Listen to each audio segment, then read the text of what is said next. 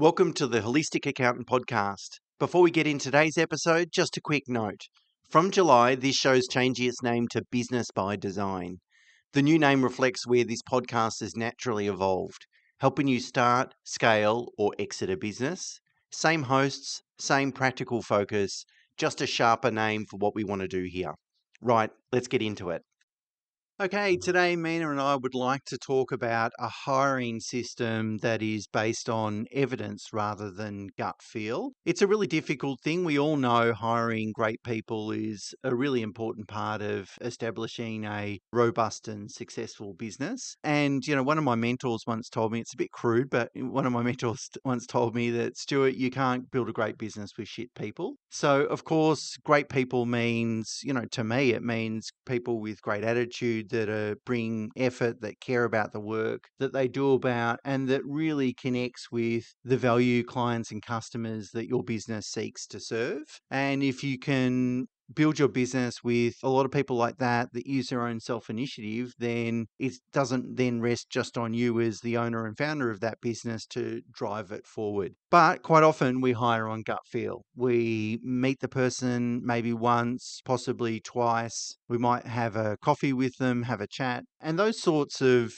informal meetings are still important. But at the end of the day, we make a decision, or many founders make a decision just based on the gut feel. So today, what Mena and I would like to do is share a process that we use in our business and a process that really lends on a strategy called top grading that was put together by Jeff Smart, which is a US guy. There's a book called Top Grading. And so we've sort of taken or borrowed, stolen that approach a little bit and put it to work in our business. And the whole idea, well, we're going to go through the whole idea, but the whole idea is to make the hiring process as consistently successful as possible. You're never going to get probably 100% success. And so, post-hire, you've got to keep that in the back of your mind, that your goal is to spot any hiring mistakes as soon as possible and correct them as soon as possible. But, let's bring a more robust process to it, and let's increase the success of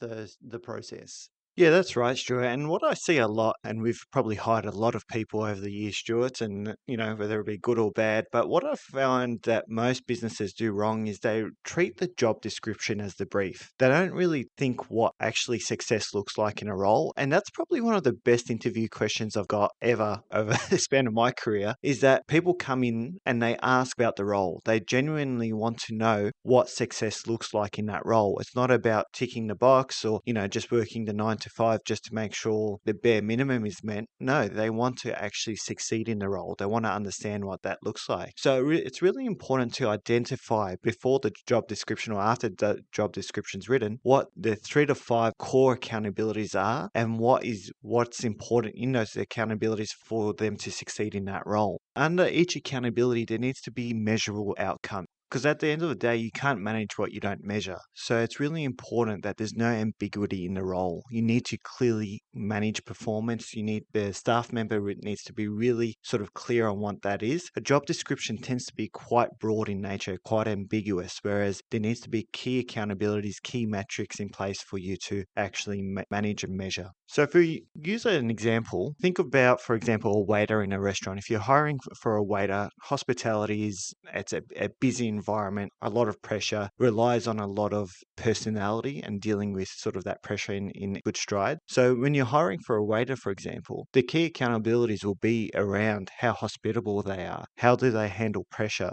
How do they prioritize certain tasks? So that could be a few of the accountabilities that you account for or would like to measure in your business if you were to hire a waiter as an example. When putting together this scorecard of accountabilities, so you'd have probably 3 to 4 accountabilities, as Mina mentioned, and then under each accountability, you'd need to describe what are the core competencies or abilities that an individual needs to display in order to achieve that. So in a hospitality business, as Mina said, we want to make customers feel very welcome. And so underneath that, it would be ability to build rapport quickly, ability to deal with difficult customers, confidence in presentation and communication, communication. So these are the little subcategories underneath that. When building out these core competencies and the behaviors underneath, I like to think about it in a different way rather than necessarily just drilling down to, okay, I'm hiring an accountant, so I need someone that really understands tax legislation. Quite often, it's better to dig deeper. And I think there's really three things we want to really think about when hiring a new team member.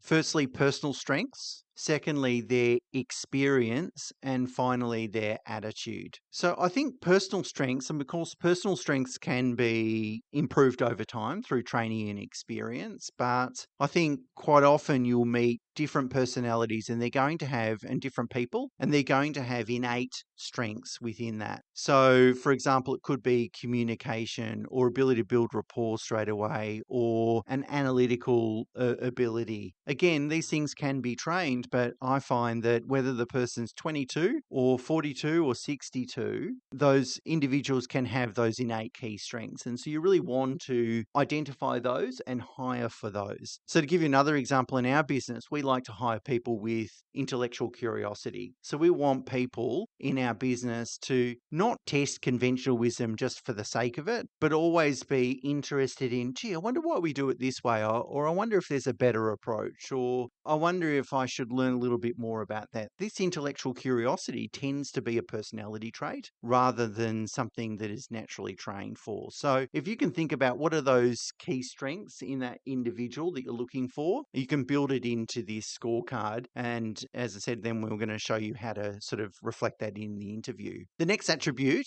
is experience. And hopefully what you're trying to do is hire someone that has done the thing that you want them to do in your business. And if they have that experience, if they've got those runs on the board, then it gives you a much higher level of confidence that you're hiring the right person. Whereas if they're going to do something completely new that they've never done before, then that comes with a higher level of risk. Now, I'm not suggesting that you've always got to find someone that already has that experience. Of course, you could find someone that has very strong personal strengths and a great attitude, and you back them that they're going to thrive in the role. That's entirely possible. But for instance, if I'm looking for someone that can take my business from 5 million turnover and grow it to 50 million turnover, if I've met someone that has great strengths and attitude and has done that before in the same industry or aligned industries 3 or 4 times in their career, well, of course, then it gives me a lot of confidence that they're probably the right person potentially for the role that I'm hiring. So think about the sort of experience that you're looking for in that individual for that particular role. And then lastly, attitude. And I think attitude is maybe one of the probably the most important of the 3 attributes out of personal strengths, experience, and attitude, of course, because attitude is very difficult to change. Attitude can reflect in things like, willingness to constantly improve, always get better, taking personal responsibility, taking initiative, maintaining high standards for themselves. Like really good team members come to work and want to do a good job, partly because they want to impress their boss, they want career advancement, they want to feel good about thriving in their job, but also and mostly because that's what they do. No matter what they do, they always want to produce a high standard. Team members that are coachable, that, as they take personal responsibility, but they want to get better and they want to learn without, hubris or ego. Now, how you weight these attributes, personal strengths, experience, and attitude, will really depend on the type of business you have and the role that you're recruiting for. But I like to think about these 3 things, and they're not exclusive, by the way. Of course, there could be other elements, particularly if it's a technical role, like an accountant or financial advisor. There's a technical element in there as well. But it's good to think about these sorts of things because you can always train for technical knowledge, but things like attitude tends to be innate. It's part of a person's personality.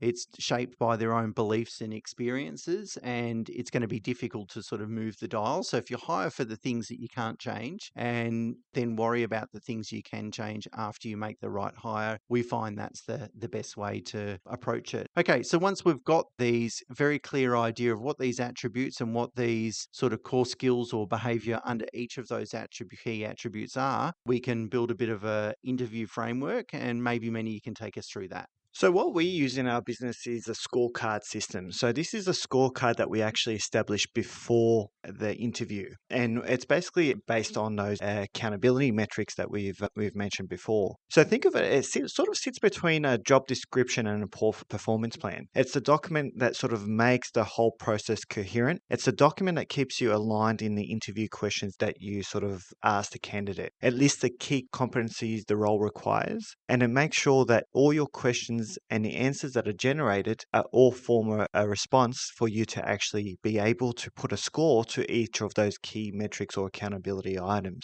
Now, the scorecard can't be ambiguous in its methodology, right? So, for example, if communication is a key point, if we use the waiter example again, well, how do we ask the right questions to establish whether they are a good communicator? How do we sort of ascertain whether they're good under pressure and how they communicate under pressure? What examples are we requesting from them? What questions are we expecting from them? What we sort of like to do in our interview process is ask the same question about 10 times, but in different ways to see if the answer actually changes. Because if it does, then you can't sort of put a lot of merit in what they've actually providing you as a response. So that would sort of go against them in the scorecard review. Now, finally, we actually use a lot of AI in our interview process. We actually upload that scorecard and those are key accountability metrics into an AI tool to establish structured interview questions for us, or even to refine those interview questions for us. So, for example, if we were to use the waiter example again, I know we keep going back to this, but we would basically try to sort of ascertain how well does this person perform under pressure. What would they do in a time where, for example, they might have an unhappy customer or a customer that is sort of disrespectful in their approach or something like that? How would they go about it? How would we structure an interview question to ascertain that information, and how many times and how many ways can we sort of ask that same question in a different format to ensure that we're sort of getting the same response, to ensure that what they're actually saying is true. That's right, Mina. And it's all about producing as many data points as possible, because the underlying thesis for the top grading methodology is that we hire on gut feeling, not evidence. And so, therefore, the idea is to build a whole bunch of evidence. And the scorecard, as Mina said, we'll upload the scorecard and maybe someone's resume, and then we'll ask AI to produce questions, example questions that are going to drill down on that scorecard specific to that individual that we're interviewing. And the whole idea around the top grading, as I said, is to build these data points, and more data points give you greater level of confidence. Now, it depends on the importance of the hire.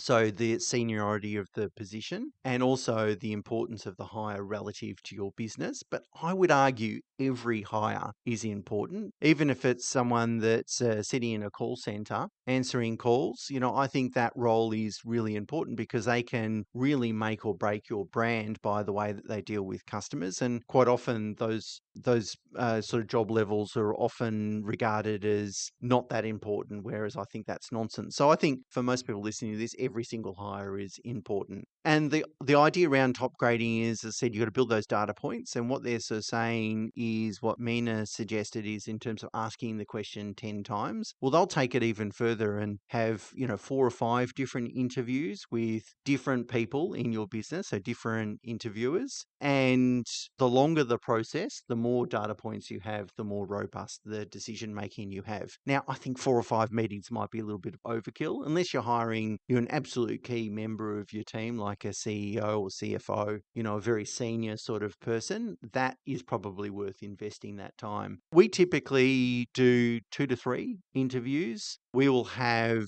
3 to 5 different team members, existing team members, meet that prospective candidate as well. And we will then each ask our own questions in a way that is aimed at that individual scorecard. So it's important to do that, I think. You still have, again, when we're asking the same sort of questions, ask it in different way, different scenario. You get the person on a different day and you can tell a lot about the answers. You've got to drill down at the answers sometimes. So you've got to ask the question that might give you a very vague response. And then you keep asking follow-up questions, because what you want to do is work out, did they just make up a story.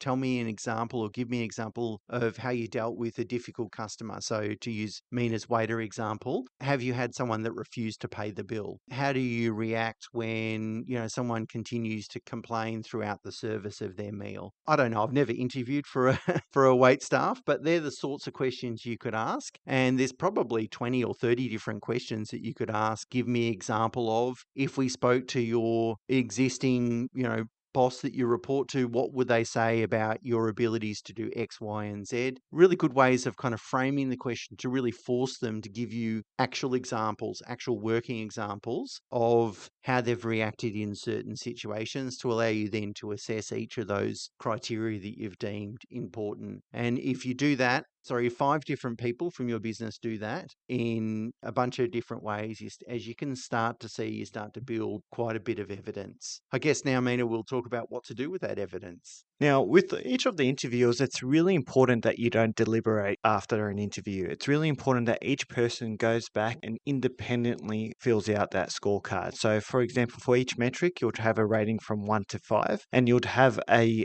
weighting for each of those metrics. Now, the reason we don't deliberate after an interview is because that a comment post an interview can sway an opinion one way or another. So, to keep it concise, to keep it as accurate as possible, it's really important for everyone to go back, reflect on the interview, and actually independently score the candidate so that to see if each interviewer has got the same reflection on that candidate's ability. Now, if you can't see enough evidence to score the candidate, that means the interview was incomplete. And it's probably worth at that point either not proceeding with that candidate or organising a second interview. Especially for senior roles like Stuart mentioned, it's really important that you get the same consistent results. Ask the same questions again if you have to in the second and third interviews to make sure that the answers haven't changed, because you're sort of married to this person for at least the first 3 to 6 months in that probationary period. So, and they're at the end of the day a reflection on your business, like Stuart mentioned at the start of this podcast. So it's really important that you hire slowly and fire quickly, because at the end of the day, you can only do so much to get the right people in place. And interviews, as well as tailored as you want to make it and as much methodology you put into the process, sometimes, bad apples still fall through. So it's really important for you to action quickly and make sure that the right person for the role by consistently referring back to this scorecard. So when they're in the role, make sure that you've, especially in the first couple of months, that you've still got that scorecard active and that you can measure their performance by using that scorecard. Now, if you're 80% through the interview, it's really important to round this out by a reference check. Now, most people think of it just as a formality. They don't put much weight to it, but a reference check could actually be a really good way to sort of round out an interview. So if you couldn't or weren't sure about a sort of particular accountability or metric item, or if they weren't exposed to a particular item, you can get the recruiter or your recruitment consultant to actually ask this as part of the reference check. Ask their superior, were they exposed to this, and how they sort of counted or behaved in a certain sort of scenario. So these specific questions are really important. Now, recruiters in general will have their own sort of sets of questions that will ask the referee. However, it's really important for you to also check these questions and add any questions that you might see relevant that might sort of help you round out an interview. I think the most important question you can ask for a reference check is whether you would enthusiastically rehire that person. Now, obviously, these answers can be somewhat skewed because depending on the candidate and how they're leaving the role, the reference check might be a bit sour about the fact that that person or that candidate's leaving. However, if most people, if in the right situation, would actually answer that question truthfully, and it gives you a really good indication of how that person performed and what their work ethic is like.